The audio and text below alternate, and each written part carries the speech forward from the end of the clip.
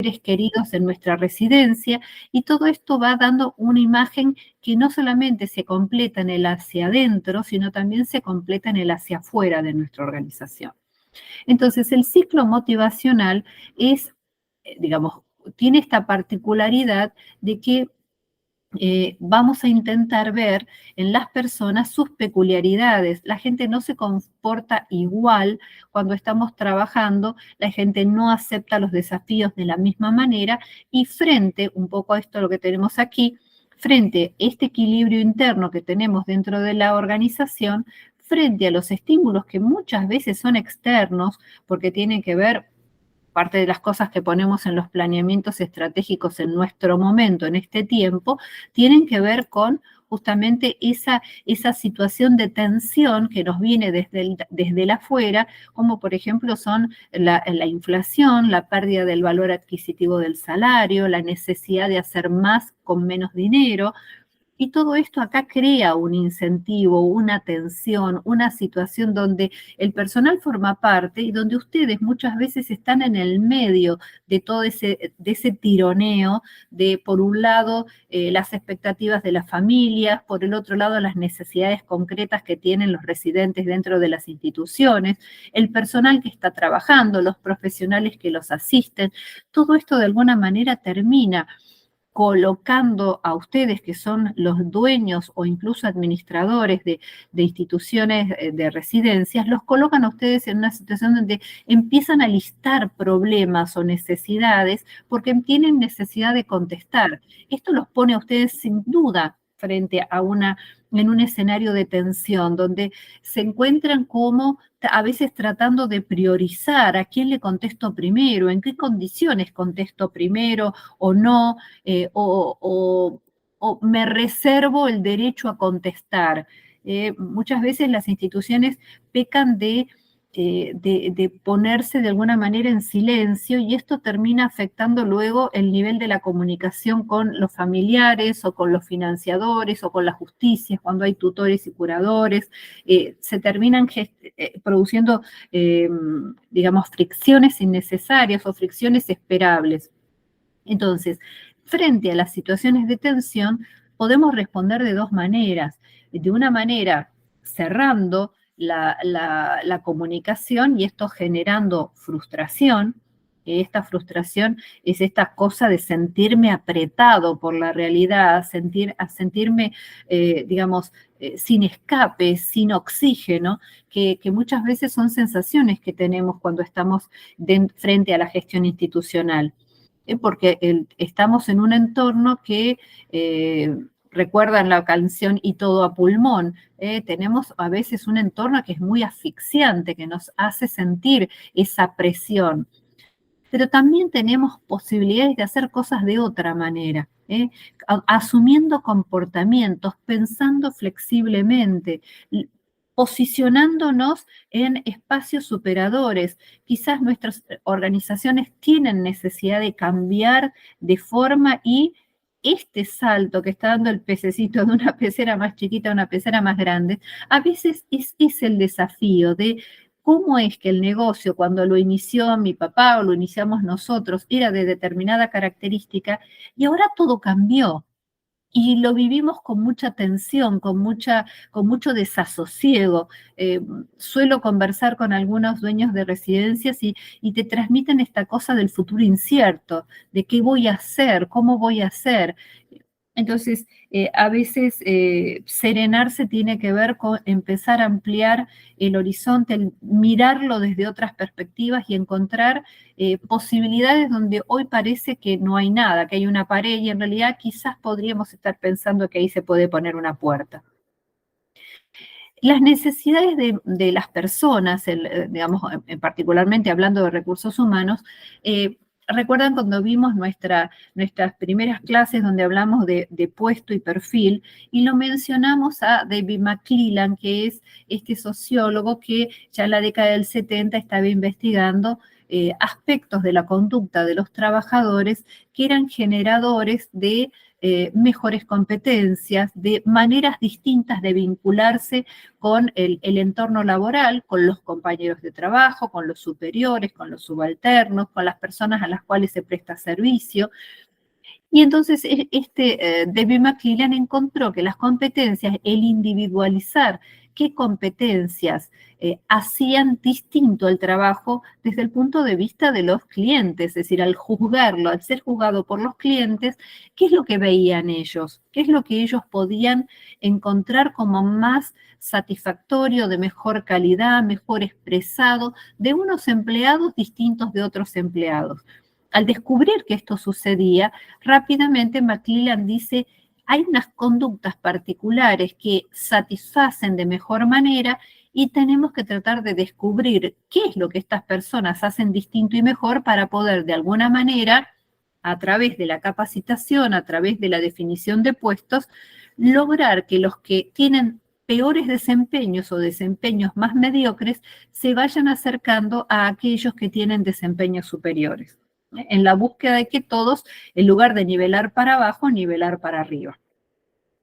Entonces, David McClellan es el mismo que, habiendo empezado a trabajar con la idea de las competencias laborales, habiendo escrito tanto, su modelo de definición de puestos fue aceptado por la Organización Internacional del Trabajo, la OIT, y recomendado hacia las áreas de salud tanto por la OMS como la Organización Panamericana de la Salud, y tenemos muchos documentos de OPS hablando de competencias laborales, es decir, estamos entroncados correctamente con digamos, las recomendaciones que hacen estos entes supranacionales. Aquí, en este caso, David McClellan nos dice que cuando tenemos que trabajar en términos de motivación, aspectos sumamente, digamos, un aspecto blando, difícil de agarrar para las organizaciones en general y las nuestras de salud en particular, porque somos muy mano de obra intensiva y al tener mucha dotación, lo que nos sucede es que tenemos que estar haciendo foco fino en personas individuales. Entonces, ¿qué es lo que nos sucede? Que tenemos aquí tres posibilidades de analizar a nuestra dotación considerando sus necesidades de participación o sus motivos o impulsos personales para poder hacer una determinada cosa dentro de nuestra organización. El primer aspecto que estamos mencionando acá es la necesidad de poder. Hay gente que necesita, y no para esto se trata de que sea la persona ni más instruida, ni más alto nivel, ni coeficiente, ni nada. A veces son personas que naturalmente tienen una necesidad de imponer sus opiniones, de hacerlas jugar preponderantemente, de que sus recomendaciones o sus puntos de vista sean los que dominen el escenario. Entonces, McClellan dice, son personas con gran necesidad de poder que se ocupan de ejercer influencia y control sobre los demás. Yo sé que cuando están leyendo esto o me están escuchando a mí, inmediatamente les vienen a la mente algunas caras, algunas personas con las que ustedes tratan cotidianamente. Bueno, posiblemente son estas las personas que tienen necesidad de poder y buscan posiciones de liderazgo, son muy habladores, tienen buenos argumentos, pero el problema es que pretenden hacer prevalecer, imponer su punto de vista, a veces desvalorizando a los demás. Son personas tercas, obstinadas y que insisten hasta lograr lo que ellos quieren. Esto yo sé que a todos nos generan bastante problema, estas personas con necesidades de poder, porque no están mirando el bien del conjunto, sino en general están viendo cómo hacen para prevalecer su propia posición. ¿Bien? Pero lo importante es saber que esto existe y que aunque a veces esté más o menos encubierto, uno dice, no, pero en realidad es la jefa de mucamas, sí, pero si tiene este rasgo de personalidad, hay que saber tratar con estas personas para no tener conflictos. En segundo lugar, lo llaman necesidades de afiliación. Son personas que no quieren ser el número uno del equipo, no pelean por la jefatura. Para ellos, en general, lo importante es ser aceptado, formar parte de, estar en el equipo que da orgullo, formar parte de un espacio humano donde me siento bien considerado, bien tratado, Y entonces hacen prevalecer más que imponer su mirada de la vida o su mirada sobre el trabajo, su mirada sobre determinado análisis profesional de las profesiones, lo que les importa a estos en realidad es ser aceptados y formar parte de un equipo donde ellos se sientan positivamente bien tratados. A algunos de ustedes se les ocurrirá, y vamos a conversar cuando terminemos de revisar estas 3 características de personalidad para motivación, desde el punto de vista motivacional, ustedes lo van a poder seguramente relacionar con momentos de la vida también. Entonces teníamos en primer lugar necesidades de poder, en segundo lugar necesidades de afiliación y en tercer lugar necesidades de logros. Las personas que están buscando desafíos, metas, diríamos límites para romper. Fíjense que la definición que nos da McLennan es que intenso deseo de alcanzar el éxito y un temor igualmente intenso al fracaso. Tenemos gente muy exitista, muy que se lleva las cosas por delante, muy que acepta desafíos que para otros parecen imposibles o que donde otros fracasaron, ellos se animan a enfrentarlos. Ponen mucho de sí, y esto es cierto, ponen mucho de sí en esta pelea por el éxito, y que muchas veces y en muchas ocasiones, cuando vamos leyendo las biografías de los líderes, de los grandes líderes, y parte del estudio de competencias pasa por el capítulo de estudiar las biografías de los grandes líderes, sabemos que la mayor parte de ellos han pasado por este tipo de personalidad, de la necesidad del logro, y donde más han aprendido ha sido de los fracasos. En los capítulos de los libros, en las autobiografías de muchos personajes ilustres, no digo ni buenos ni malos, digo ilustres, hay capítulos dedicados al fracaso, hay capítulos dedicados a los proyectos que no les fueron bien. No siempre enfatizan tantos aquellos con los que tuvieron éxito, más allá de que ellos persiguen el éxito tenazmente, no siempre describen en capítulos así extensos las cualidades o los motivos por los cuales lograron el éxito, pero sí se abocan a desmenuzar los por qué fracasaron. Estas son personas de esa característica, de ese rasgo de personalidad. Tienden a analizar y a evaluar los problemas antes de decidir y les gusta retroalimentarse rápidamente. Ellos quieren saber qué opinaste, qué pasó, cómo sucedió en el mercado, qué pasó cuando hicimos tal cambio, y preguntan muchas veces al personal de atención al público, a la gente de call center, ¿qué te devuelve la gente? ¿Qué es lo que te están diciendo de nuestra publicación? La gente de marketing que sale a la calle casi a preguntarle a los que ven la cartelería o a los que están en las redes sociales, a ver qué está opinando la gente de aquello que acabamos de publicar. Miran cuánta buena receptividad tienen lo que hacen. Bueno, este feedback rápido es el que buscan estas personas que trabajan en más alta tensión que otros grupos de trabajadores, porque detrás de ellos está esta cosa casi vocacional por el éxito, pero de enorme peso emocional con el tema del potencial fracaso. Bien, respecto de estos 3 grupos de personalidades, ¿ustedes pueden identificar personas de sus equipos que podrían colocarlas en alguna de estos 3 grupos o en cada uno de los 3 grupos? ¿Pudieron mentalmente ir pensando en los miembros de sus equipos o ustedes mismos? ¿Dónde se ubican hoy?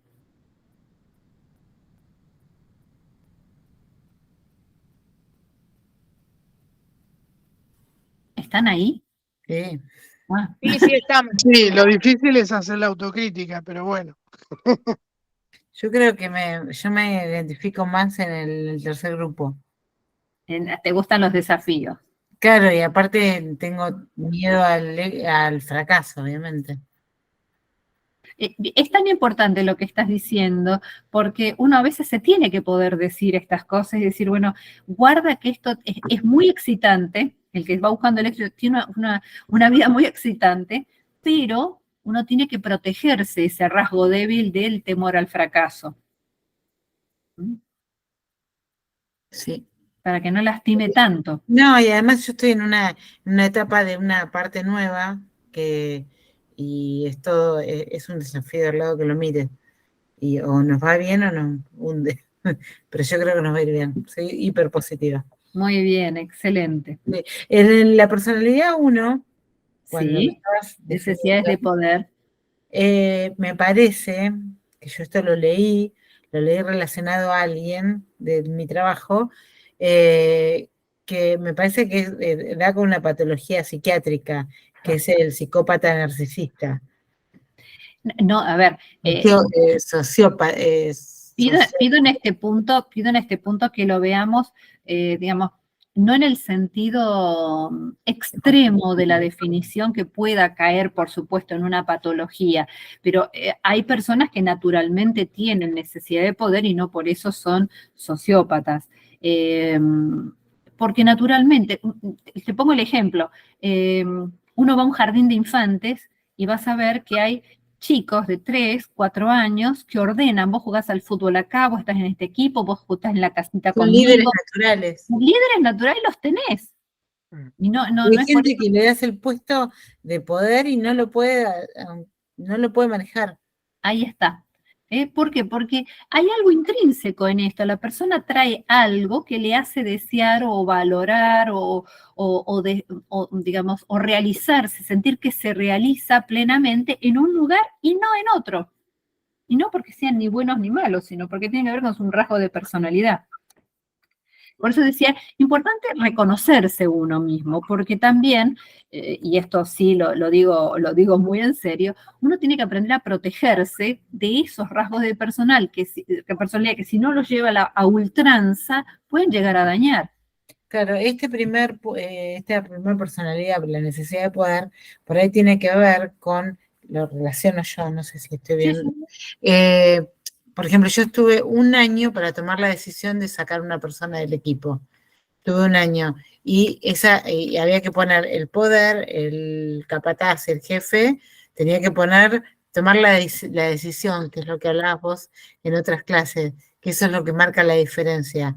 Y yo lo relaciono eso con esto. No sé si está bien o no. Pero... No, la toma de decisión en la posición de poder, a ver, cuesta, no es algo que es tan sencillo, máximo cuando estamos hablando de conservar o no conservar miembros de una organización. Siempre hay una situación traumática en el ejercicio del poder. Lo importante es, de nuevo, poder construir poder de una manera positiva y cuando tenemos que tomar decisiones, porque a veces nos toca tomar ese tipo de decisiones, poder fundamentarlas y explicarlas bien. Entonces, en ese caso, esta persona que ejerce el poder y si lo hace, digamos, con rasgo de liderazgo, lo que vamos a tener es una persona que toma decisiones pudiendo bancarse la respuesta de otros o la carencia de una persona en la organización, pero desde su punto de vista justificado. O sea, yo soy 3 con falta de 1. Bueno, ahora, ¿alguien conoce de estos necesidad de afiliación?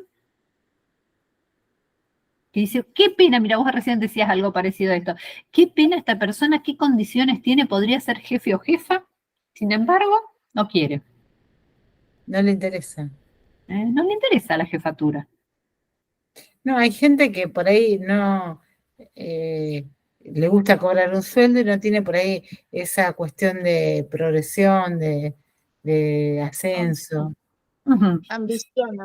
de ambición. Ahí está. Digamos, su necesidad se completa perteneciendo al grupo. Claro. Estando allí, teniendo buenas relaciones, siendo aceptados, pasándola bien, no hace falta más. ¿No? Bien, pero también ustedes se habrán dado cuenta que estas 3 formas que identifica Demi McClellan también tienen que ver con algún momento de la vida nuestra. ¿Sí? Cuando somos más jóvenes, salimos de la facultad o de nuestro trabajo anterior y estamos muchas veces subiendo y ese subir hace que estemos acá. Los profesionales más jóvenes, los talentos, esos que siempre se mencionan haciendo grandes innovaciones, son en esa parte de su vida, son acá, son necesidades de logro. Están acá, probándose a sí mismos, viendo hasta dónde pueden, hasta dónde no pueden, probando motores, dirían. ¿Sí? Acá los tenés. Por eso esos grupos de profesionales jóvenes a los cuales se les construyen programas de capacitación intensivos para no malograrles los talentos, porque si no se van, el gran problema de los que tienen necesidades de logros es que duran poco tiempo en el trabajo. Porque una vez que alcanzaron alguna meta, algún proyecto, pusieron a funcionar algo, salen en busca de otro. Entonces, son brillantes, pero tienden a cambiar de empleo digamos, en tiempos breves. Y no estoy hablando de la generación que enfrentamos hoy en los puestos de trabajo que se van por nada, o que se van por aburrimiento, o se van porque los exigiste mucho y no les gustó que se los exigiera. No estoy hablando de eso. Estoy hablando de aquellos que van en busca a los que llamamos los talentos que a veces en las grandes multinacionales cuesta retenerlos porque están buscando logros cada vez mayores, desafíos cada vez más difíciles. Entrar en los segmentos donde la selección es muy finita y ganarlo ya es un desafío de esta gente. En realidad, entonces, jóvenes, gente talentosa, que está ahí probando todo lo que ellos creen que pueden hacer. Esta es una muy interesante posición.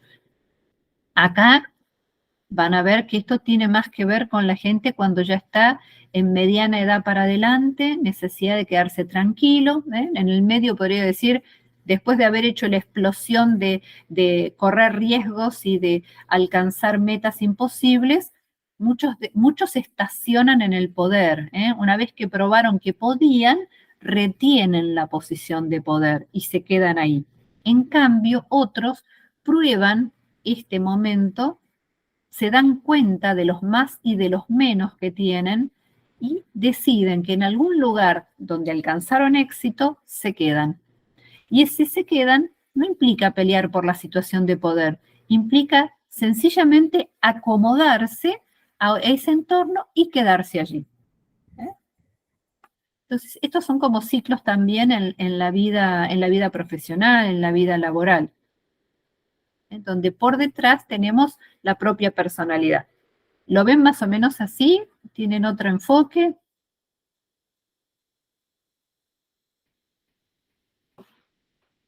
No escucho nada.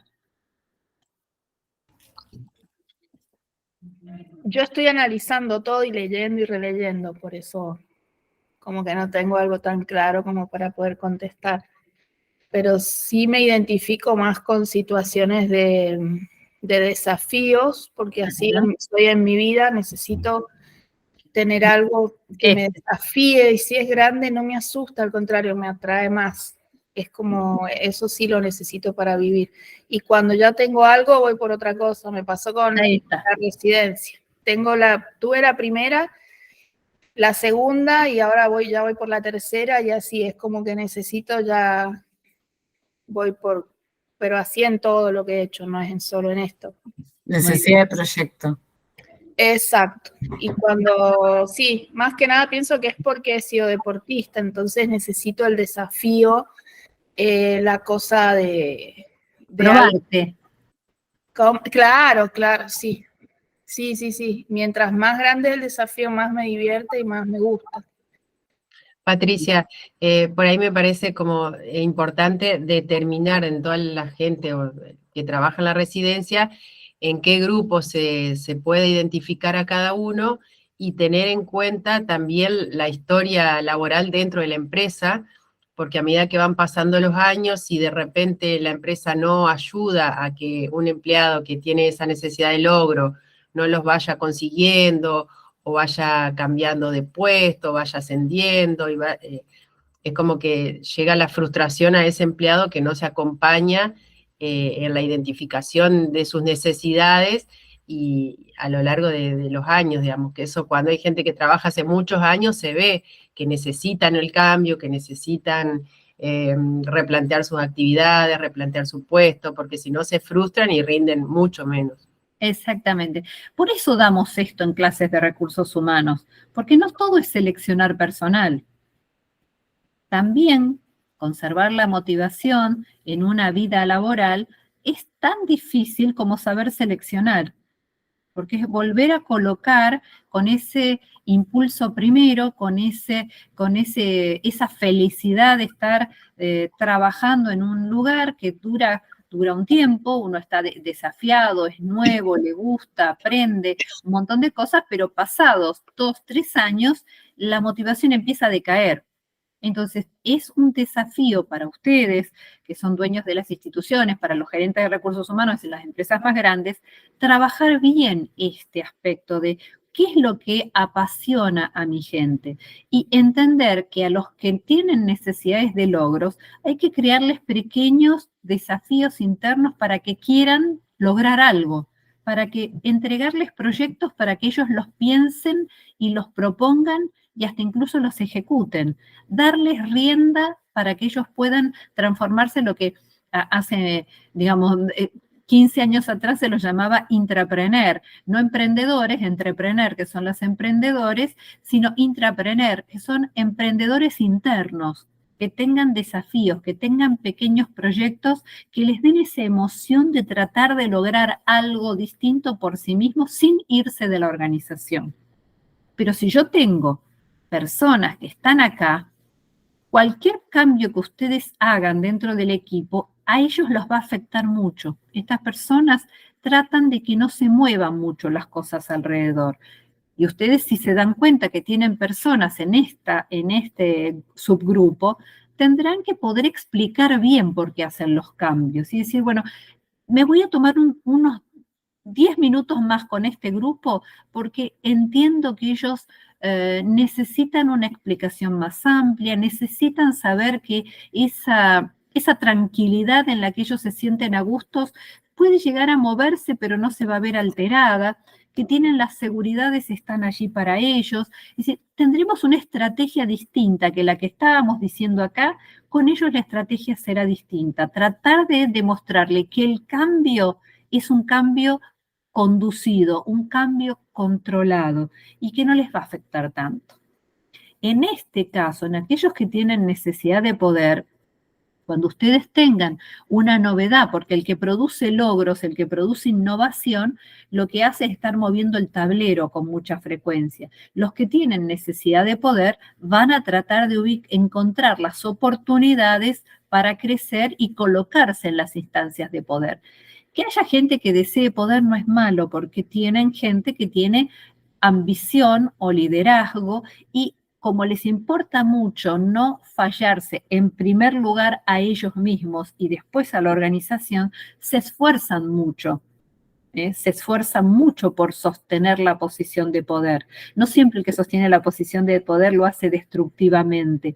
También hay gente que sostiene posición de poder de una manera constructiva y positiva, pero quiero decir que si ustedes saben quiénes son las personas con las cuales que tienen ambición y deseo de llegar, también uno les puede crear un pequeño andanivel para que tengan su posición de poder. A veces, sentarlos en un comité de calidad y elegirlos entre muchos para que estén sentados en un comité de calidad es avalarlos en esa necesidad de poder, es reconocerlos como miembros importantes de la organización.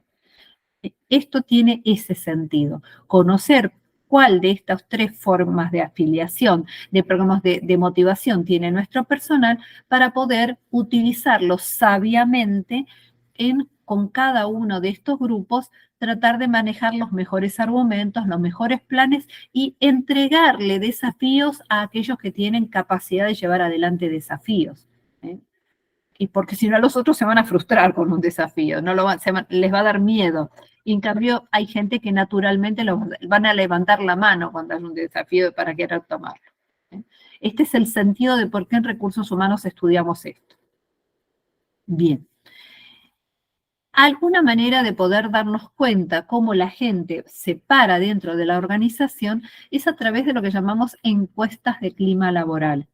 Las encuestas nos permiten entender también cómo nos relacionamos nosotros con nuestros trabajadores, cuál es el modelo de la comunicación en el sentido horizontal o vertical, cómo la organización facilita información para que la gente de alguna manera funcione mejor dentro del espacio de trabajo. Indagamos su adecuación, su conformidad con el puesto de trabajo que desempeñan y con el nivel de remuneración. Preguntamos particularmente con la remuneración, no numéricamente, pero sí con relación a otros miembros de la misma organización y con otros puestos de trabajo en otras ramas de actividad. Es decir, cómo estamos en la satisfacción remunerativa hacia dentro de la organización y hacia afuera de la organización. También si tienen elementos de trabajo. En las encuestas de clima laboral solemos preguntar si tienen todos los elementos de trabajo, si los insumos están a la mano, si es difícil lograr la provisión de lo necesario en el menor tiempo posible. Estas cosas preguntamos en las encuestas de clima laboral. Y las encuestas son importantes porque captan, agarran el breve plazo, el plazo corto en el cual nos estamos moviendo con la organización. No estamos hablando de esto de la cultura, que tiene más que ver con aquello que fue construido por sus grandes líderes y que de alguna manera se reconoce como el patrón de pensamiento o la manera en que nos relacionamos hacia adentro de la organización, porque esto ya nos viene dado, casi como la herencia familiar, algo que nos viene dada la cultura. En cambio, el clima laboral nos remite a algo de más corto plazo, el último año, los últimos 6 meses, qué es lo que nos está pasando, los cimbronazos del presente, cómo nos afecta. Aquí hay una serie de preguntas, podemos construir estas encuestas haciendo foco en distintos aspectos, pero también las encuestas de clima laboral, no sé si alguna vez hicieron alguna. ¿Alguna vez hicieron alguna encuesta? No, yo no. Me encantaría hacer una. ¿Los demás? Sí, ¿no? No, tampoco. No. Pero ¿alguna vez llenaron una encuesta como trabajador, como trabajadora? ¿Llenaron alguna vez una encuesta? Las de Jorge. Yo por lo menos las de Jorge nomás. Pero no es de clima laboral esa. No, Claro, pero son encuestas. Bueno, no. Estas de clima laboral en realidad se le aplican.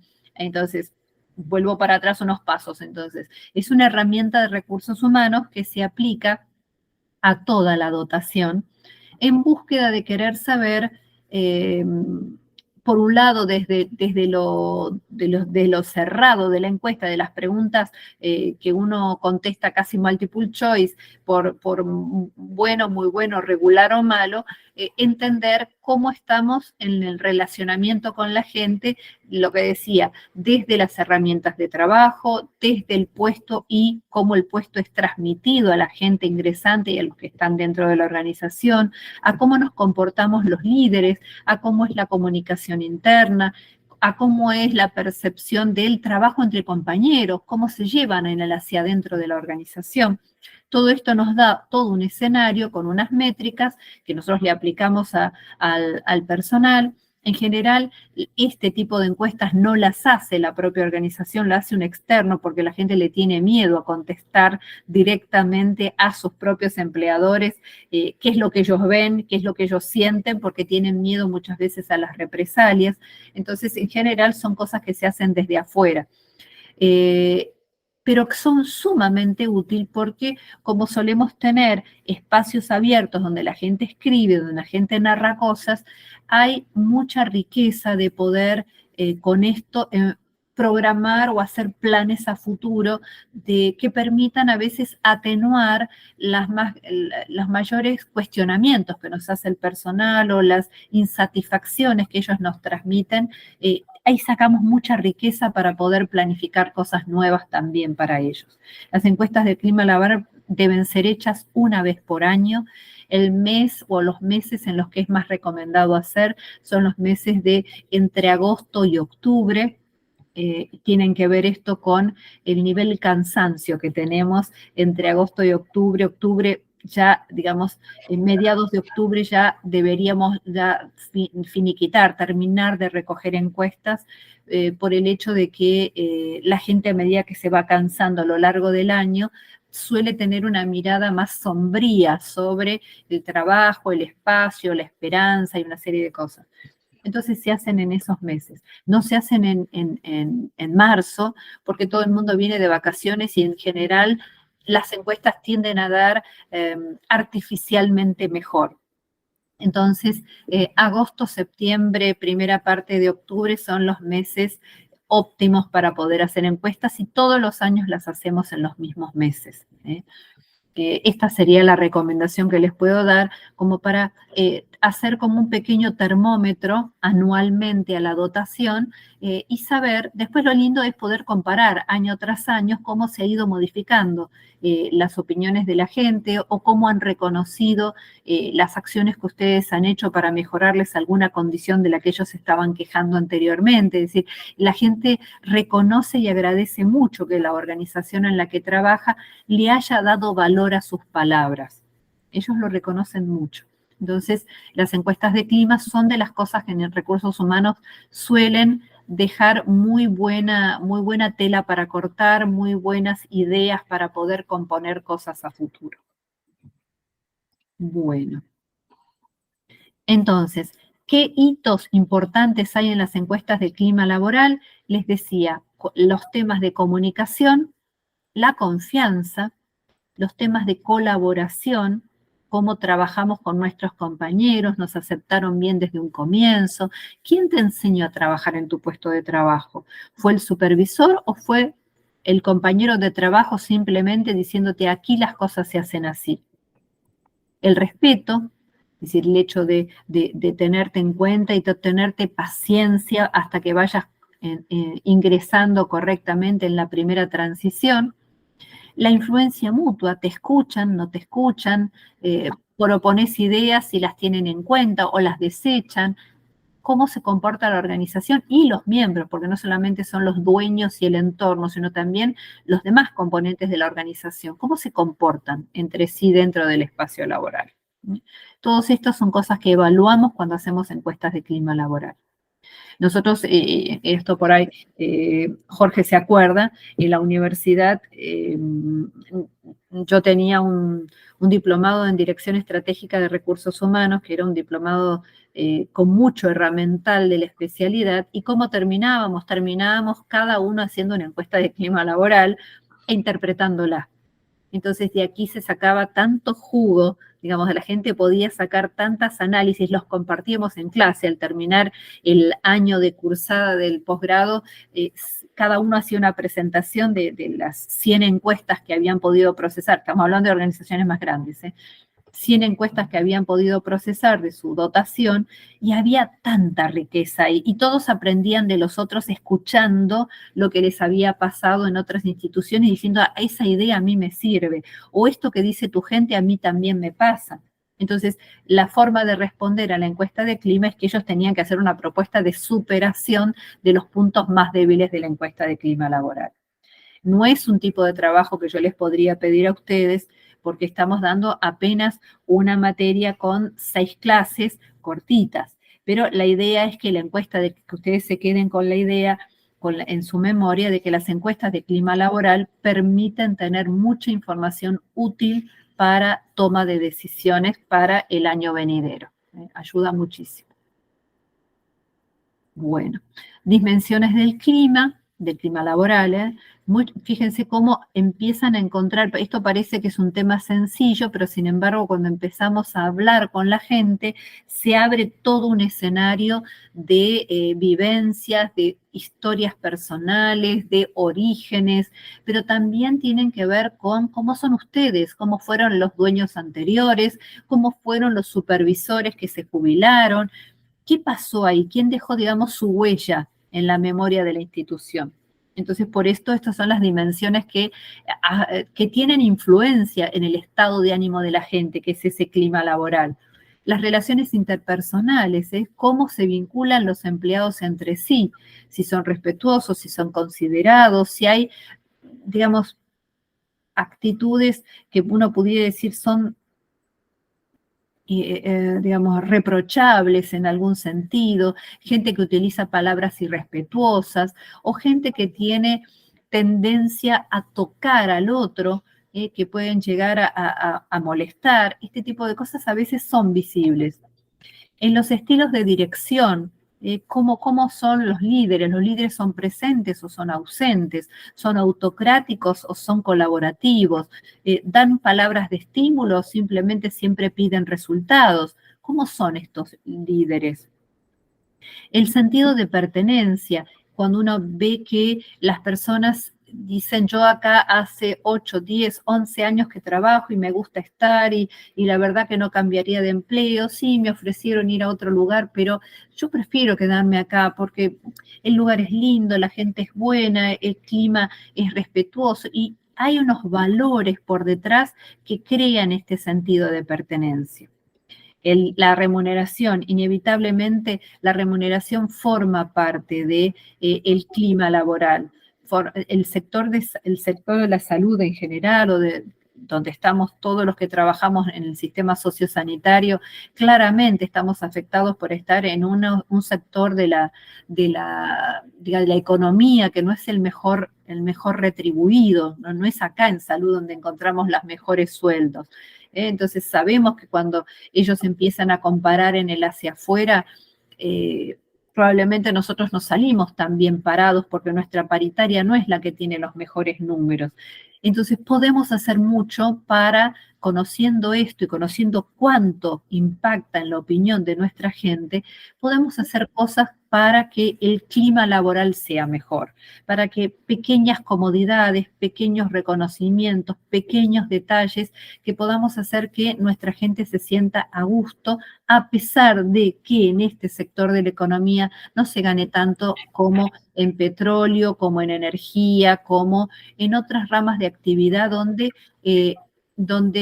florecen otras posibilidades, pero también el clima laboral es peor, porque yo he trabajado para petróleo también, y si bien los niveles de remuneración son muy altos, muy por encima de la media nacional, la realidad es que hay una gran violencia, o en la minería también, hay una gran violencia contenida en la gente. Pero sería tema de otra conversación esto. Otras dimensiones del clima laboral, el hecho de tener las herramientas de trabajo disponibles. Quiero hacer algo, me gustaría atender mejor a los residentes, pero no tengo esto, no tengo lo otro lo tengo que pedir, está bajo llave, cuando viene el dueño me lo da y tengo que esperar, y mientras tanto el residente no tuvo lo que necesitaba. O también de profesionales, cuando hablamos de recursos no solamente son elementos materiales, el hecho de estoy esperando que llegue el médico no llega, tengo que llamar a la ambulancia, no tengo, me faltan cosas. Estos recursos muchas veces tensionan a aquellos que atienden a los residentes. La estabilidad. El tema de la estabilidad está vinculado al tema remunerativo. Si tenemos mucha rotación dentro de nuestro equipo de trabajadores es porque tenemos dificultades para ofrecer estabilidad, empleo tranquilo.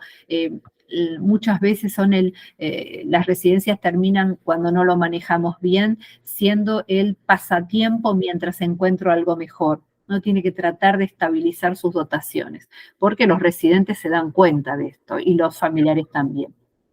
Luego, claridad y coherencia de la dirección, es decir, damos un mensaje y lo sostenemos en el tiempo, no es que nos vamos a desdecir, decimos cosas para salir del aprieto y en realidad después cambiamos de opinión y no se lo contamos a nadie, no.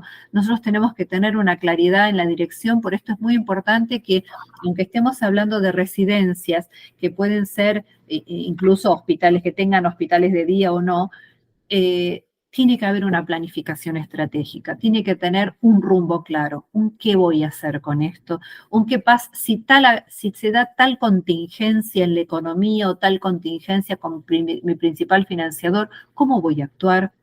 ¿Qué cosas voy a priorizar? De nuevo volvemos a la toma de decisión y por qué somos valiosos dentro de nuestras organizaciones, por nuestra capacidad de tomar decisión. En este caso, esta claridad y coherencia de la dirección tiene que ver con que sepamos planificar, sepamos prever. Esto de tener metas tiene que ver con primero haber planificado. Y luego los valores, ser íntegros, y se acuerdan la palabra integridad que utilizamos cuando hablamos de definir puestos por competencias, estos valores colectivos tienen que ver con que no vamos a cambiar en nuestra manera de pensar porque haya vaivenes. Nuestra predisposición a la cooperación, a la responsabilidad, al respeto, no van a cambiar, no importa qué esté pasando afuera. No voy a perderle el respeto a mis compañeros de trabajo o a los residentes porque afuera haya, con la economía, con la sociedad, con las elecciones, pasen lo que pase. Dentro de nuestra residencia trataremos de que estos valores se sigan viviendo, que sean importantes, que sean estables dentro de nuestra organización. Entonces, poder tener un buen clima laboral, y esta es una responsabilidad nuestra, de los directivos, esta es nuestra responsabilidad tener un buen clima laboral, nos lleva a que la gente tenga una mayor predisposición a trabajar juntas, a confiar los unos con los otros, sin importar los niveles de jerarquías o de profesiones tampoco. El trabajar en equipo, diríamos nosotros. También al desarrollo personal, el crecer, el poder tener un horizonte de más largo plazo, el poder ver que la empresa crece y que me hace crecer a mí también, el hacer cursos, el que me permitan desarrollarme en algún aspecto que a mí me parece que yo estoy pidiendo crecer dentro de la organización, como puede ser, no sé, manejar sus redes sociales. Soy un empleado en administrativo, pero aprendí a manejar redes sociales y ahora me permiten que yo lleve adelante las redes sociales. También es una posibilidad de desarrollo personal y un reconocimiento a la inversión hecha en uno mismo. El apoyo a la dirección también muestra que la gente está comprometida con la organización. La claridad de la definición y la comunicación. Cuando la gente interpreta bien y hace propio el mensaje de la dirección, está diciendo que el clima laboral es positivo, que el buen clima está visible. Son formas de respuesta al buen clima laboral. Si uno ve estos aspectos en la conducta de nuestra gente, es porque el clima laboral nos está demostrando que hay cosas que estamos haciendo muy bien y ellos las están entendiendo de esta manera. Sistemas de recompensas. Aquí no solamente es si tenemos dinero para entregar como recompensa. También la recompensa puede ser un reconocimiento público, puede ser un premio, puede ser el que le permitan hacer una capacitación externa o algo que haga que la persona sienta que ha sido distinguido, que lo que hizo en más por nuestra organización fue visto y fue bien visto por ustedes. Luego la toma de decisión, que el clima laboral implica que tomar decisiones no sea una amenaza, que los mandos medios puedan tomar decisiones al principio consensuadas, pero una vez que nosotros nos damos cuenta que ellos deciden bien, los dejamos seguir decidiendo. Esto afianza a las personas dentro de la organización. Y toma de decisión va adherida rápidamente a los consensos. La tarea orientada a resultados. El resultado es el respeto de aquello que se espera que suceda. Por eso cuando decimos orientación a la tarea y cuando estábamos definiendo puestos por competencias le poníamos al puesto orientación a resultados, ¿qué estábamos diciendo? Que la persona se hace cargo de la tarea hasta el final. Y el hasta el final a veces no es su turno de trabajo. El hasta el final puede suceder en otro turno de trabajo o con otro rol complementario. Pero mi responsabilidad con la tarea es entregarla la más redondita, la más acabada, lo más entendible a quien la va a continuar después de mí. Por eso vamos a la cadena de procesos y por eso la acompañamos hasta el final. Entonces el resultado bueno conseguido al final no es del que está el último eslabón de la cadena, sino de todos estos eslabones que han sabido interactuar unos y otros para lograr ese resultado satisfactorio.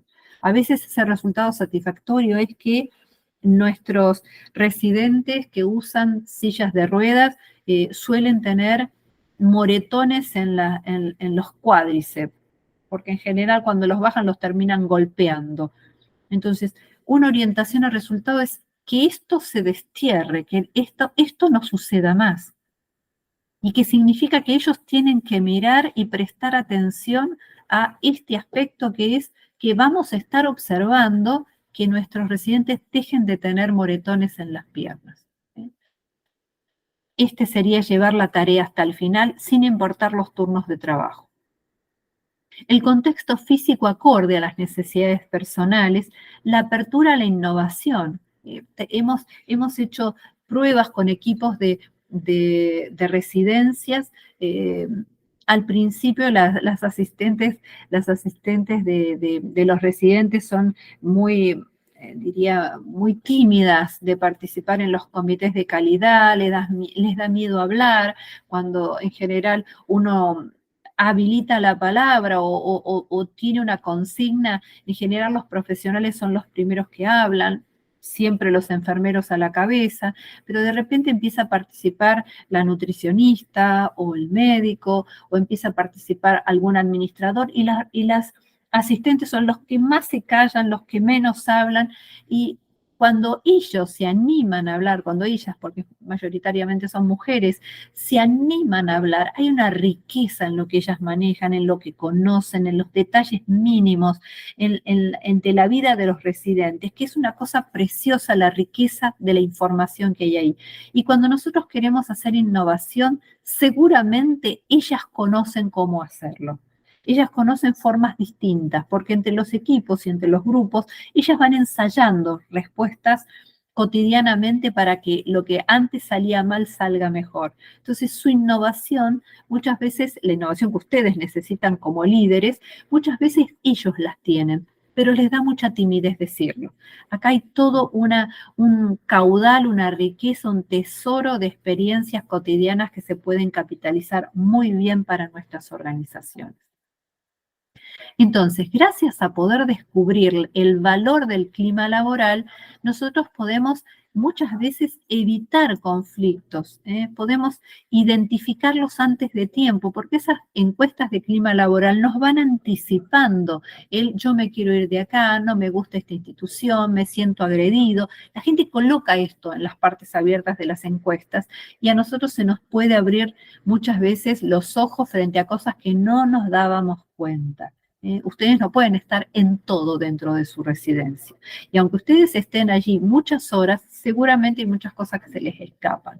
Entonces, a través de las encuestas podemos advertir fuentes de conflicto, evaluarlas antes de que suceda un estallido, un desvío, una renuncia. Iba a preguntar, ¿qué pasó con este enfermero que te renunció? ¿Dónde estabas? ¿Te acordás que contaste en el encuentro anterior?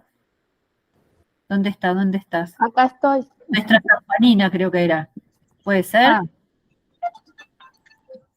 ¿Puede ser? ¿Te había renunciado a alguien? Silvia Matu. Sí, Matías. Matías. ¿Qué pasó con Matías? No, volvió. Muy bien. No, hablamos con él y bueno, pero es como que son personalidades muy similares entre Silvia y él, entonces chocan.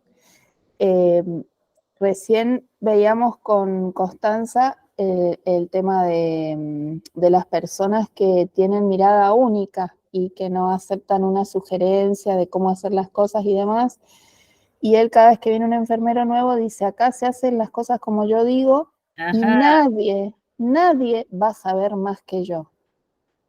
Mira. Esa es su frase, y él es enfermero uruguayo y se formó en el hospital militar en Uruguay. Es como que tiene mucho carácter así, bueno. Pero no, está, es más, ahora me acaba de avisar que está llegando, a las 10 toma guardia. Gracias, Patricia. Bien. Me alegro mucho, me alegro mucho. ¿Qué se hace con estas personas? Elijan una actividad de capacitación. Esto quiero decir, para morigerar el efecto de nadie sabe más que yo y todo se hace como yo digo. A veces, y le digo porque tiene mucho que ver con colocar cada cosa en su lugar para que no termine siendo una situación extorsiva, de todo se hace como yo digo y nadie sabe más que yo. a veces es bueno traer un capacitador sobre alguna cosa importante de enfermería que haya que recordar, que puede ser desde el manejo correcto de los pacientes, RCP, alguna actividad, traer un capacitador externo que haga una capacitación para el personal y que esta persona forme parte de la capacitación, no la dé. Entonces, de alguna manera es demostrar que no hay alguien que tiene el 100% de los saberes, sino que los saberes discurren en la medida que nosotros se los podemos entregar a todos los miembros de la organización, todos van sabiendo más. El tema no es someterlos, sino darles herramientas para que todos sepan más y levantamos el piso de esa manera. Pero bueno, hay que saber tratar con ellos. Bueno, entonces, evaluar fuentes de conflicto antes de que esto suceda para poder salir al cruce de estas cosas. El conflicto que pueden ser a veces por estrés, a veces pueden ser por insatisfacciones, a veces pueden ser por desadaptaciones. Hacemos un proceso de cambio y las personas tienen miedo a todo lo que se implique una modificación de su estilo de vida actual y entonces resisten al cambio.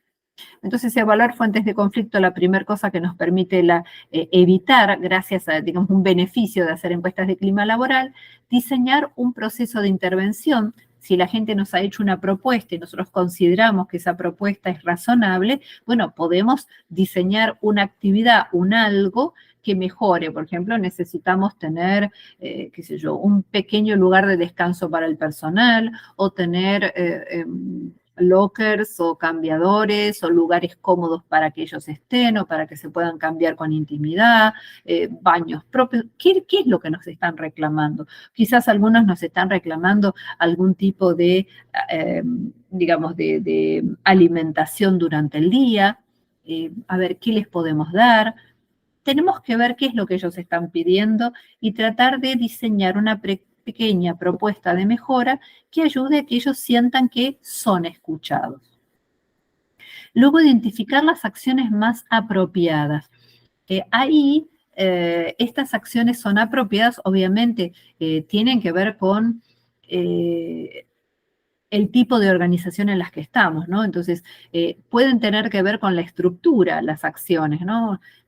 Como les decía, darles un lugar más cómodo, darles un lugar que tengan privacidad para cambiarse, donde puedan guardar sus cosas. Tenemos que ver qué posibilidades tenemos de hacer esto. Pero también puede haber cosas que la gente nos muestra en la encuesta de clima laboral como insatisfactorias o como confusas, y uno dice, evidentemente, cuando llenamos las encuestas, hay encuestas que llaman de percepción. La gente, no es que, acá no hay matemática en la opinión. La opinión es lo que a mí me pasa, lo que yo siento y lo traslado a la encuesta. Ahora, en esto no hay valores matemáticos. Lo que a uno le parece terrible, para otro es normal y para otro es, te preocupas por eso. La percepción siempre es subjetiva. Entonces, nosotros tenemos que aprender a manejarnos en estos espacios donde la percepción en una encuesta también juega un rol. Y uno dice, voy a despreciar este comentario porque sé que en esto está imbuida la percepción, la influencia de un mal momento o de una pelea anterior. No, yo la percepción la tengo que valorar como está puesta y darme cuenta en qué contexto suceden las cosas, en qué contextos la gente responde de una determinada manera. Porque esto a ustedes les agranda la visual, les permite entender hasta dónde la gente se mueve, cuáles son la amplitud de reacciones que tenemos desde aquel que le parece nada, una nimiedad, a aquel que se ahoga en un vaso de agua. Estas percepciones a ustedes les permiten conocer cómo la gente funciona. Entonces, ¿cómo diseñamos la encuesta de clima laboral? Bien, vamos a tener 3 grandes bloques de información sobre la cual vamos a preguntar. Vamos a preguntar sobre comunicación en el sentido horizontal, comunicación en el sentido vertical, reglas y objetivos. Y vamos a mirar esto en particular. Bien. Esperen que me parece que la ordené distinta. Yo creo que la tenía. Le saqué los dibujitos, tenía unos dibujitos yo. Bueno, entonces lo vamos a organizar en el nivel horizontal, entonces lo explico acá. En el nivel horizontal es la comunicación que se da entre pares, entre compañeros de trabajo. ¿Se comunican bien? ¿Se pasan la información o no se la pasan? ¿Se la pasan entre amigos y no se la pasan a los que no tienen una relación social? La comunicación informal entre la gente, ¿fluye o en realidad se da solamente como pequeños saltos de unos a otros?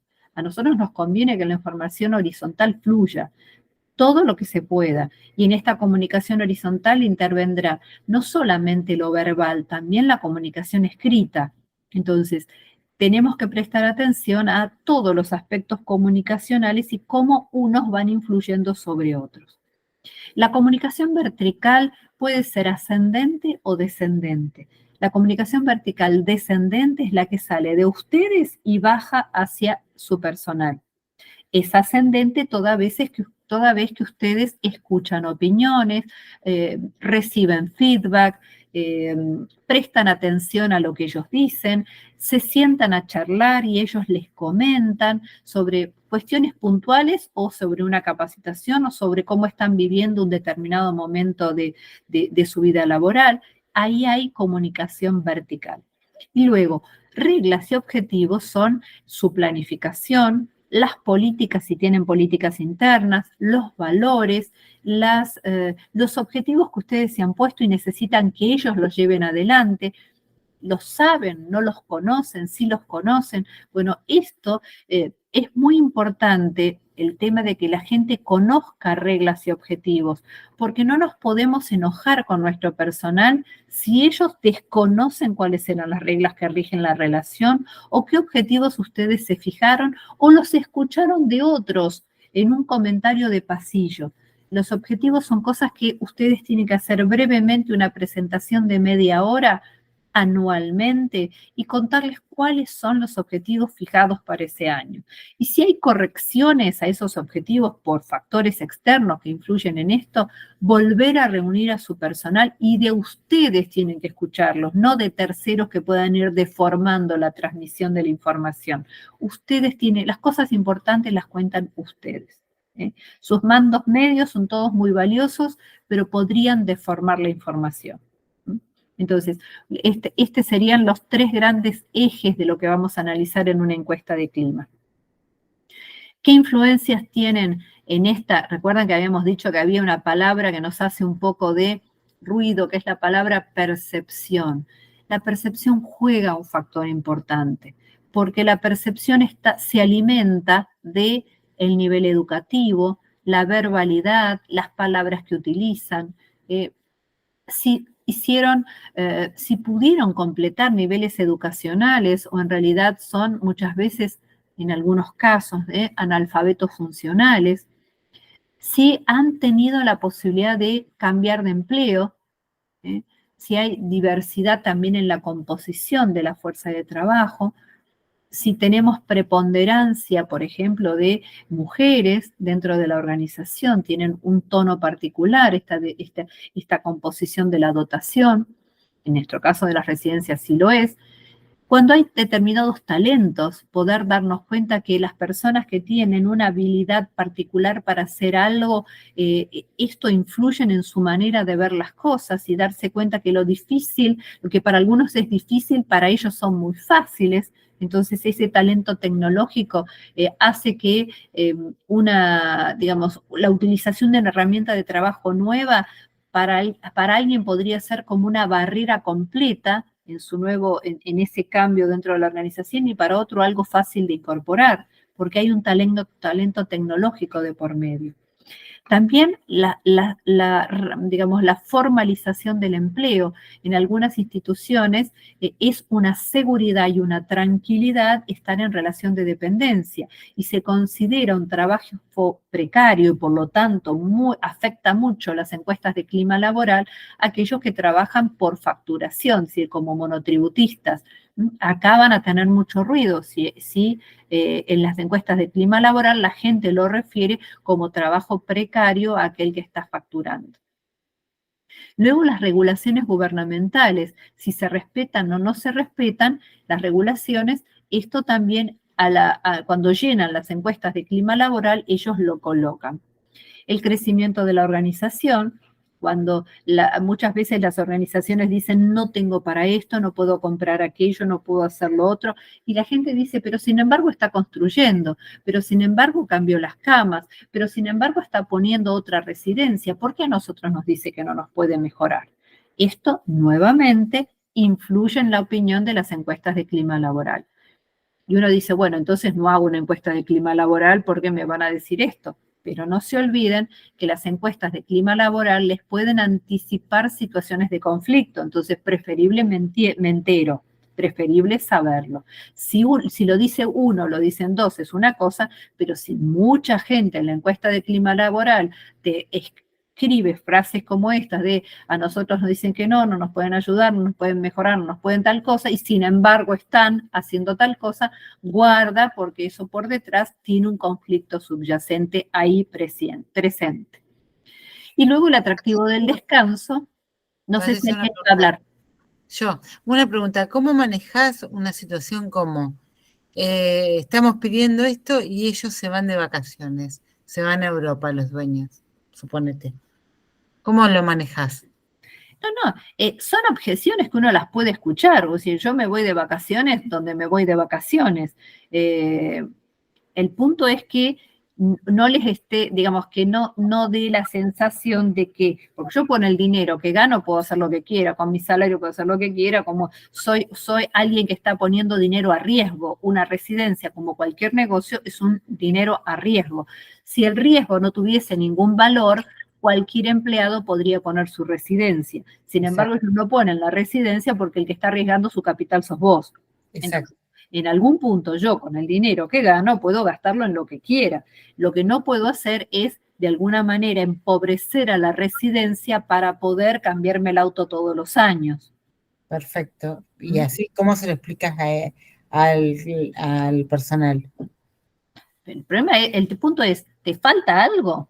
Claro, yo no digo que no les pagues el aguinaldo porque te fuiste a Europa. Claro, por supuesto. Yo le doy lo que sea y es verdad, el riesgo lo pongo yo, es una forma. ¿Quién está poniendo el riesgo? La casa, el alquiler, aparte la responsabilidad civil por la gente que tengo adentro. Vos estás asumiendo todos los riesgos. Si fuera tan fácil, ¿cuánta gente podría poner una residencia? Sin embargo, no lo hacen. Exacto. Porque el riesgo el riesgo del inversionista, el riesgo del propietario, el riesgo del que lleva adelante la inversión, es riesgo. Podés ganar como podés perder. No es que ustedes viven en el séptimo cielo, adentro del paraíso, y a ustedes nunca le pasa nada a los dueños de la residencia. No, les pasa todo lo que le pasa a todo el mundo y la gente está muy estresada. Ustedes y todos, están todos muy estresados, pero ustedes están arriesgando. Sí, no es mi caso irme a Europa por ahora. ¿Cómo no? Bueno, no es mi caso ahora. Sí, pero eso es muy común. Eso es muy común. No sé qué nombre tiene, pero a nosotros nos pasa. O dicen, bueno, qué sé yo, claro, usted porque es médico o esto o el otro, y no ven que, o sea, que obviamente hay todo un esfuerzo, una trayectoria también, una preparación y demás, y no pueden compensarse igual. Pero eso es muy común, a nosotros nos pasa.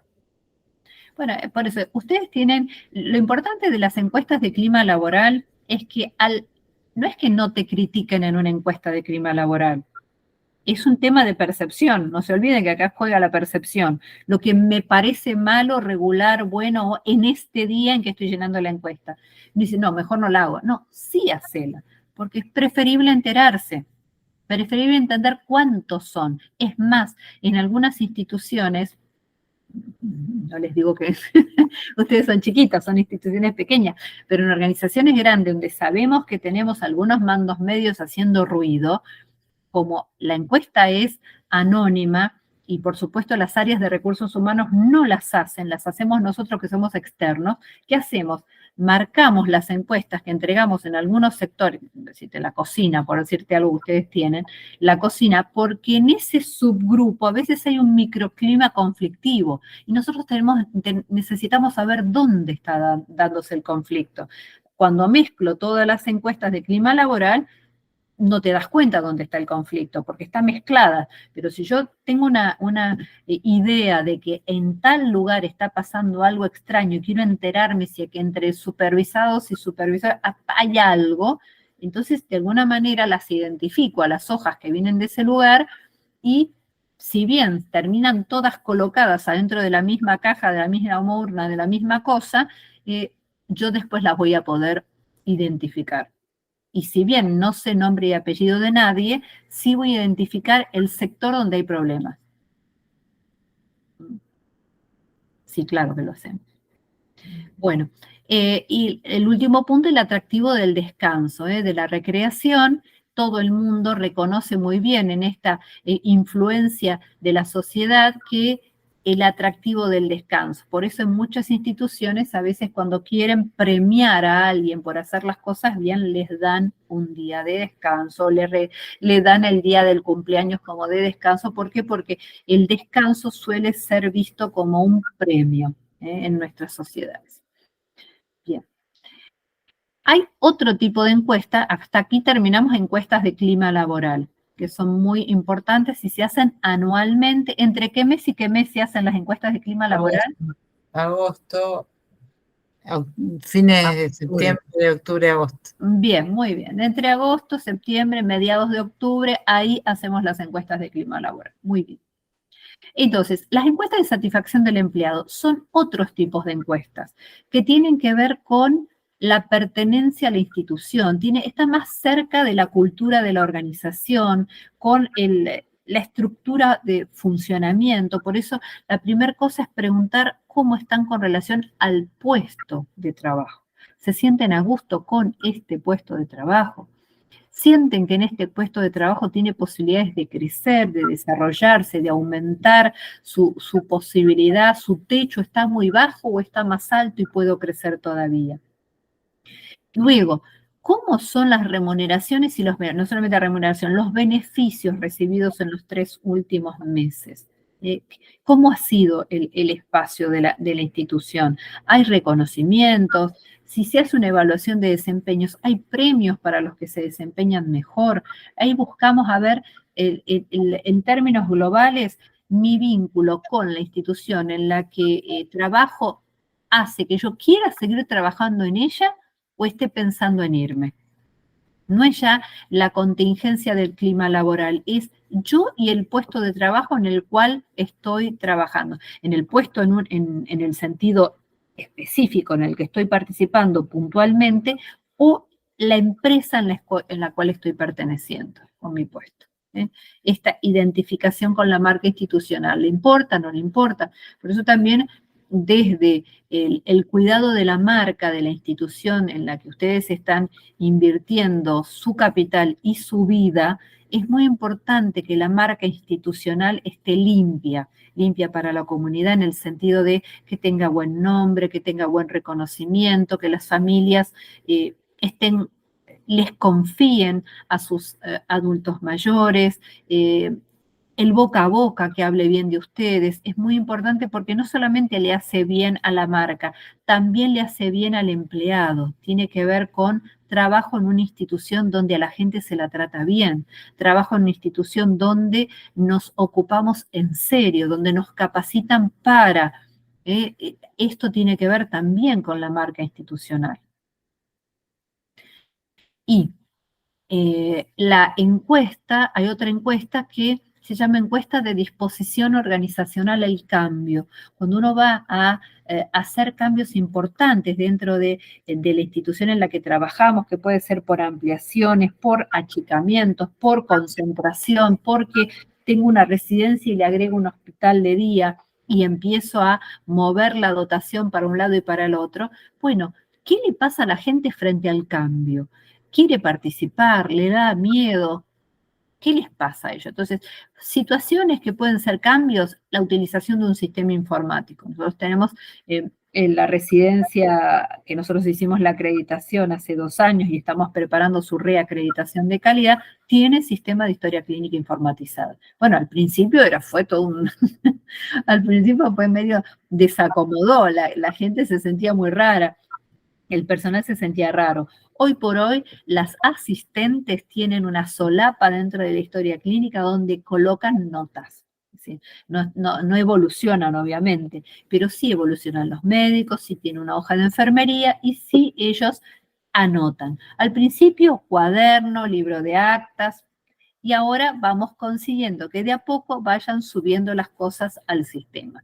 Pequeñas frases, a veces hay que tener preescritas las frases, donde ellas elijan algunos comentarios, bueno, hay que estar más cerca para poder darles las herramientas y que ellas se animen. ¿Es algún sistema que lo vendan específico para historias clínicas? Cualquier que sirva para un sanatorio te sirve para una residencia. Y no tiene que ser muy complicado, tiene que ser cosa sencilla. ¿El nombre de alguno me puedes decir? Nos habían dado uno, después lo busco porque no me lo acuerdo el nombre y te lo digo, nos habían dicho. Gracias, Celia. Mira, que estemos usando dos, yo conozco uno que se llama Cludi, Cludi como de la nube, Cludi. Sí, sí. Ese es de un sanatorio y que es muy adaptable, muy fácil, ese es más moderno. Y el otro que he visto es Axónico, pero Axónico es un poco más duro, más pesado. A mí yo para una residencia me inclinaría por una herramienta más flexible, más adaptable como Cludi, que es más modernita. La otra ya está más. ¿Cómo firman los médicos la historia clínica? Es digital eso. Son todas digitales estas historias clínicas, sí. Ah, yo tendría que consultar si acá el Ministerio de Salud me lo acepta. ¿Por qué no? ¿Dónde estás? En San Juan. Ah, San Juan, sí. Sí, por supuesto que sí lo aceptan. El único tema es en ambulatorio, en San Juan, déjame hacer memoria, en ambulatorio en San Juan todavía están imprimiendo las recetas y firmándolas de puño y letra. ¿Sabes por qué? Porque cada vez que tenemos inspección bajan la historia clínica, que es la carpeta de cada uno, y chequean que esté sellado, que esté... Por eso, o sea... Sí. En este caso, si tenemos una auditoría, les abrimos la computadora y lo ven desde ahí. Sí. Exactamente, le das usuario y password y que ellos entren. Podés tener la del director médico, por supuesto, cuando tenés una auditoría tiene que estar tu director médico presente, y por supuesto, como en cualquier institución de salud, el director médico es responsable, sea en papel o sea en sistema informático, acceden. Lo que hacemos habitualmente cuando se pide en la justicia una historia clínica para cualquier cosa, vas y le imprimís. A la historia clínica se imprime y el director médico sella y firma. Bien. Yo pedí una historia clínica en la Fundación Favaloro hace un tiempito y directamente te dan el disco, el CD. Sí, eso ya es viejo. Eso ya es viejo. El año pasado pasó. No te quiero decir, el CD como recurso ya es algo viejo. Bueno, hoy te darán, supongo, un... Pero para la pregunta que me están haciendo ustedes, con que quien te lo pida, la imprimís y el director médico sella y firma. Claro. Y ya está. Trabajo en la clínica con el sistema informático, yo pensé que me iba a morir el día que nos obligaron a empezar y no me morí, acá estoy, y hoy la verdad que es muchísimo más. Nosotros hacemos el parte quirúrgico y sale automáticamente la firma con el sello nuestro. Ahí. Y cuando hay un médico, por ejemplo, que viene a hacer una visita que no es habitual, por ejemplo, un especialista, por ejemplo, sí, un traumatólogo, una interconsulta, eso ellos ¿Tendrías una clave para él, para todos los visitantes? O sea, tendría que tener una computadora en la enfermería o algo, y que sí, claro. Y que cada uno venga y escriba ahí. Evoluciona ahí. Evolucionan ahí. Y por ejemplo, todo lo que sea papeles que a veces van y traen alguna indicación o lo que sea, supongo que se escanea y se carga ahí. Exacto. Por ejemplo, los consentimientos informados, en el caso de que decía recién de la cirugía, se escanean ya los consentimientos informados y cuando los necesitas están dentro de la historia clínica. En el caso de ustedes, no sé en San Juan, pero acá en Ciudad de Buenos Aires, para la sujeción, necesitan una autorización. Entonces, ese tipo de documentos, lo que se hace es escanearlos, meterlos dentro de la historia clínica y el original, por supuesto, lo guardas como corresponde, como cualquier consentimiento. Ah, El bien. mismo contrato que vos haces cuando entra un familiar. Correcto.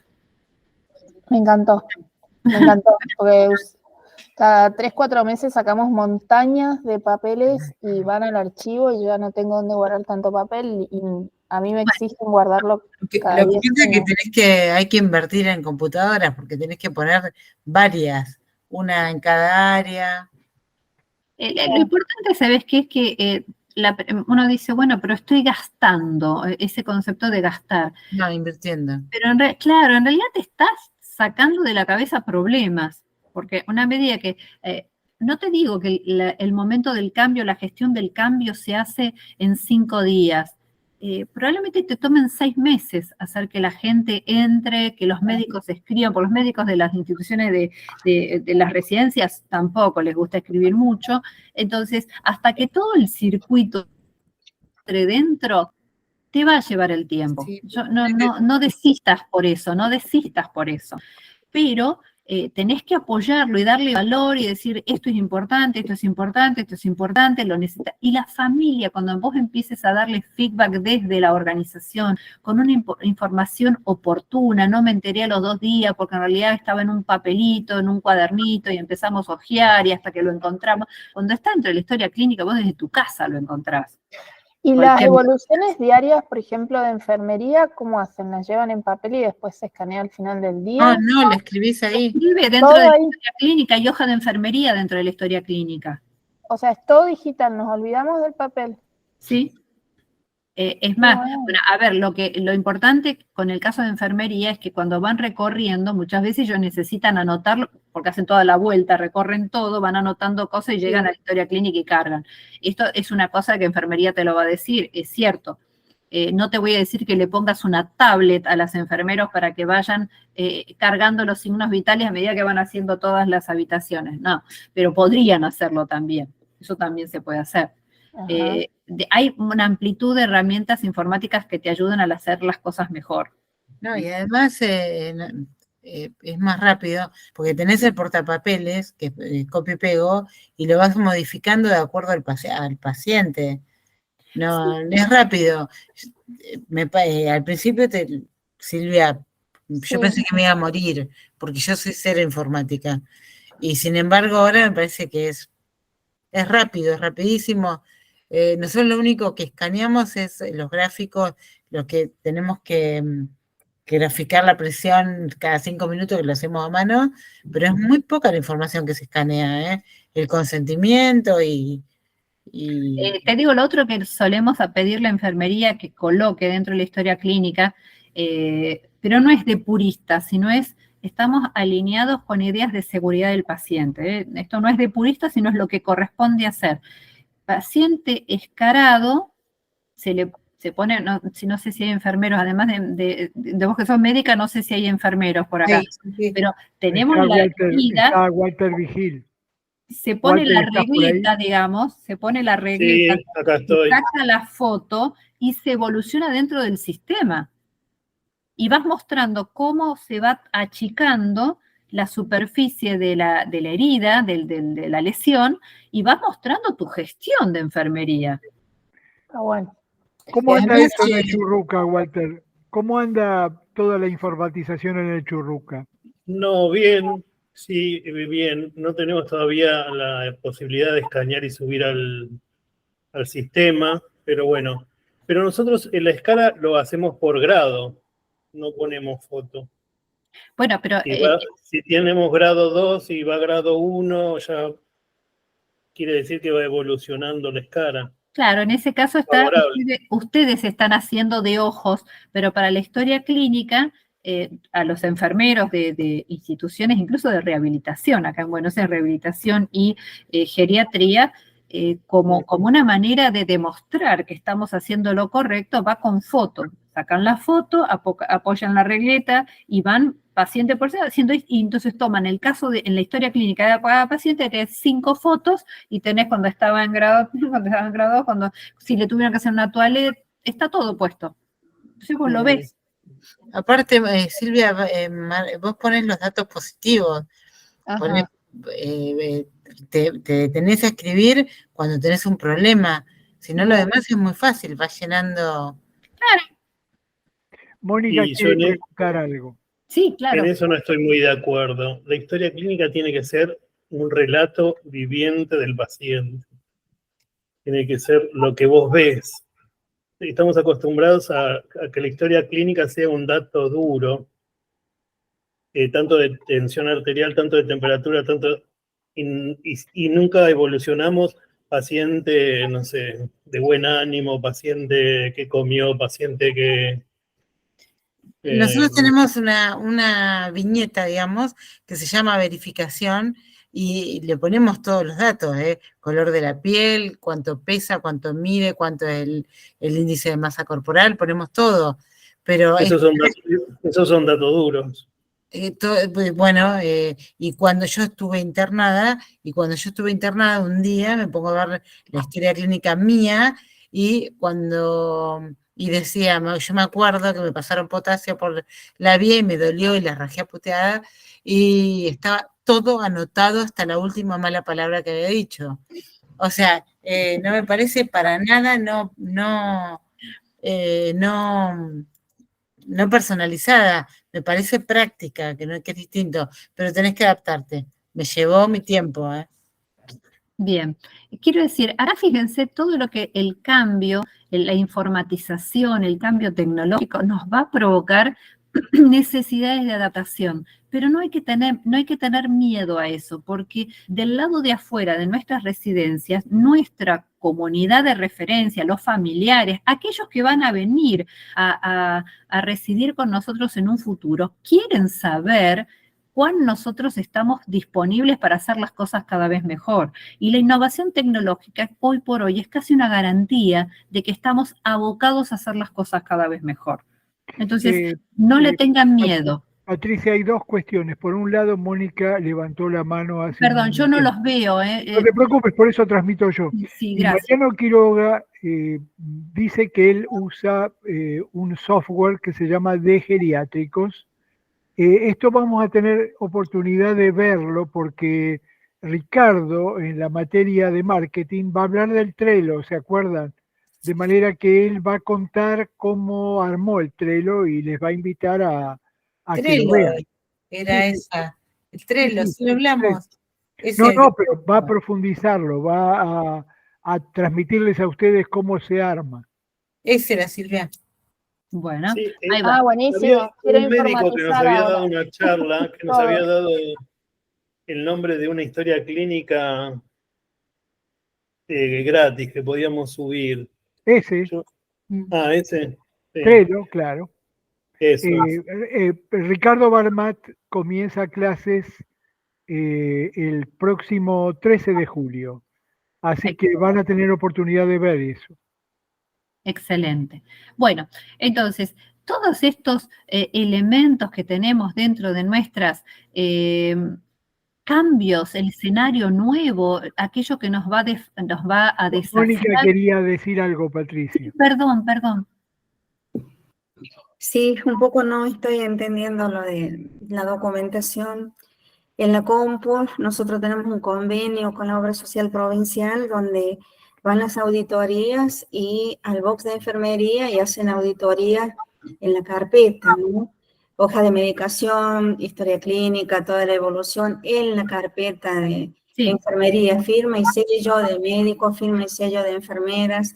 O sea, eso no estaba entendiendo cómo se puede hacer en la compu, porque bueno, por otro lado está bueno también el tema del papel y todo eso, pero no estoy entendiendo cómo es, no tienen auditoría de obras sociales. Sí, todo. PAME va a auditar muchas de estas cosas, pero quiere decir que la hoja de enfermería tiene las mismas formatos o columnas y formatos que lo más parecido a la hoja de enfermería que ustedes tienen en papel.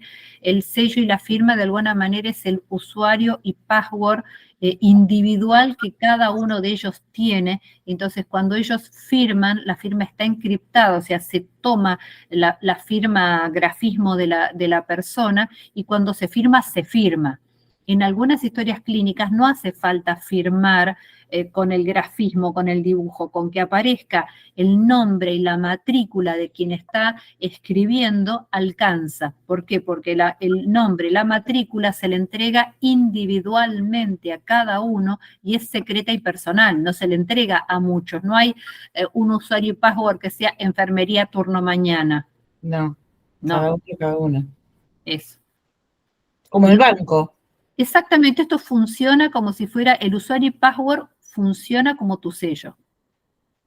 Sí, yo cuando entro pongo mi clave, digamos, y ya aparezco ahí con todos mis datos personales y entro a evolucionar el paciente. Eso también es, che, pasame tu clave que voy a evolucionar a un paciente. Imposible, ¿no? No, tenés responsabilidad legal si haces eso. Y si pasa algo al paciente, sos vos el responsable, así que no. Es que en donde yo trabajo, entró una vez Cacho Castaña, que murió ya, ¿no? Sí. Y entró y se atendió en la clínica. Y todo el mundo entraba a ver cómo estaba Cacho Castaña. Así que, y resulta que cada uno que entraba y chusmeaba quedó identificado. Exactamente. Quedó identificado y después se lo puso como una regla. A ver, la mucama no puede entrar a historia clínica, cada una tiene un acceso distinto. Correcto. Y yo tampoco puedo entrar a cosas de la mucama. No solamente que queda registrado, sino que en época de COVID, que hubo mucho de este tema, había como límite para entrar a algunas historias clínicas, aún siendo médico. No, está correctísimo. Digamos, yo he participado en la implantación de varias historias clínicas en distintas instituciones, simplemente porque por una cuestión de que para buena parte del trabajo de mi consultora es hacer indicadores. Nos vemos indicadores para grandes organizaciones. Entonces, muchas veces para poder sacar indicadores necesitamos conocer los sistemas de historia clínica. Por eso conocemos a los sistemas, no porque los vendamos, sino porque son los lugares donde sacamos indicadores. Y claro, uno ahí empieza a darse cuenta de cómo la gente registra, a qué le da importancia, quiénes tienen acceso. Y el tema de cuáles son los permisos para poder acceder a determinada información es sumamente importante porque puede generar filtración de datos hacia lugares donde no tiene que andar circulando la información. No siempre las cosas suceden bien dentro de nuestras organizaciones. Y si frente a una situación crítica para un paciente se entera, digamos, está manejando, es accesible la información a cualquiera, podemos tener fugas de información muy importantes y ustedes no estar preparados para actuar a tiempo. Entonces, los accesos son restringidos a los equipos que tienen que trabajar con esa información y nadie más. El tema de los permisos es una cosa muy importante. Y si van a utilizar software abierto, software libre, atención con los permisos. Por ejemplo, yo no puedo entrar a la historia clínica de mi señora, que tiene mi misma obra social, ni a la de un familiar mío, ni menos al jefe de policía. El jefe de policía tiene como encriptada su historia clínica. Y está bien, no está mal eso está bien. Sería muy largo, pero para que se den una idea, ¿dónde está? Teníamos gente de Uruguay.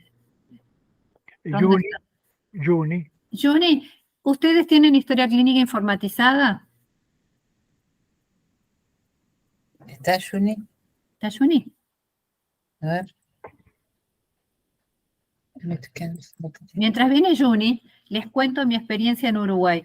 Uruguay tiene... No está Juni, sí está Juni. Está, bueno, en 2015 yo estaba trabajando en la Asociación Española en Uruguay y participé por la Asociación Española porque nosotros teníamos un proyecto de implantación de sistema de cuadro de mando en la Asociación Española, que es un enorme financiador de salud en Uruguay. Participé de lo que fue la experiencia de Salud UI, que fue la prueba de interoperabilidad en sistemas de historias clínicas dentro del país. Y entonces ellos establecieron parámetros proxies para poder hacer como dijera, traductores para que pudieras ingresar desde una historia clínica de una marca determinada a otra y leer la historia clínica del otro. Lo cual sería un gran avance para nosotros porque no necesitarías ni disquete, ni cargarlo en ningún lado, ni el portal de la nada, sino directamente con las habilitaciones y de nuevo usuario y password habilitado, te permite ingresar de una institución a la otra a ver cuál es toda la historia clínica de ese paciente para no repetir frente a una emergencia que vos lo recibís, no estar repitiendo un montón de cosas y ya tenés grupo sanguíneo, antecedentes, alergias, comorbilidades, ya están estudiadas en otro lado, no estás repetir todo eso. Entonces, la interoperabilidad lo que permite es entrar al sistema de historia clínica del otro y leerte todo eso y vos ganás un montón de tiempo valiosísimo para el tratamiento del paciente. Esto es posible cuando estas habilitaciones están meticulosamente colocadas y habilitados los que deben estar habilitados para poder intervenir. Si fíjense cómo las historias clínicas tienen todo un campo para adelante, sumamente valioso, porque de esa manera el que gana siempre es el paciente. Todo lo que hagamos demorar un diagnóstico, un tratamiento, el que pierde es el paciente. Entonces, la historia clínica a ustedes les va a dar mucha seguridad, mucha tranquilidad, mucho respaldo, y para los familiares también, de alguna manera, les transmite la seriedad de ustedes como organización, trabajando con dato constatable. Para nosotros que somos auditores, yo he sido presidente de la Sociedad de Auditoría, todo el dato que sea constatable, todo el dato que sea verificable, todo el dato que yo pueda seguirle una trazabilidad, para nosotros es símbolo de fortaleza de la institución. Entonces, todo el cambio tecnológico los va a ayudar. Entiendo que es un momento difícil el tener que pasar por un momento de cambio, pero todo lo que trae es beneficio. No le tengan miedo a eso. Bueno, llegamos al final. Jorge. Sí. Una alegría enorme el escucharte. Qué buena este ritmo de clase tuya. Realmente lo valoro, ¿no? Es decir, esta voz y estas inflexiones que haces realmente son, desde el punto de vista pedagógico, de fuerte impacto siempre, ¿no? Bueno, así que te vamos a extrañar, Patricia, pero bueno, ahí... Yo también los voy a extrañar a ustedes al final de cuentas. Y seguramente están cerrando sus trabajos, supongo. Imagino. Sí. Vi algunos que pasaron por aquí rápido, pero y eso me parece interesante, ¿no? Bueno, no sé. Yo sigo en contacto, ellos tienen manera de contactarse conmigo. Si necesitan algo, digamos, yo espero los trabajos de ustedes y haré las devoluciones en tiempo y forma. Y bueno, lo que necesiten y que podamos ayudarlos, acá estamos. Muchísimas gracias, Patricia. Nos estamos viendo en el tercer ciclo en octubre, creo que son tus clases. Así que en este tiempo te vamos a ir mandando los materiales y estamos preparando ya las segundas jornadas en marzo. Así que, excelente. Sí, por supuesto. Marzo-abril. Excelente. Muy bien. Muchas gracias. Cariño, buen procedimiento del diplomado y buenas materias. Bueno, excelente. Gracias, Mónica. Muchas gracias. Muchas gracias, Patricia. Hasta luego. Buenas noches. Hasta luego. Chao, buenas noches. Chao, buenas noches. Chao.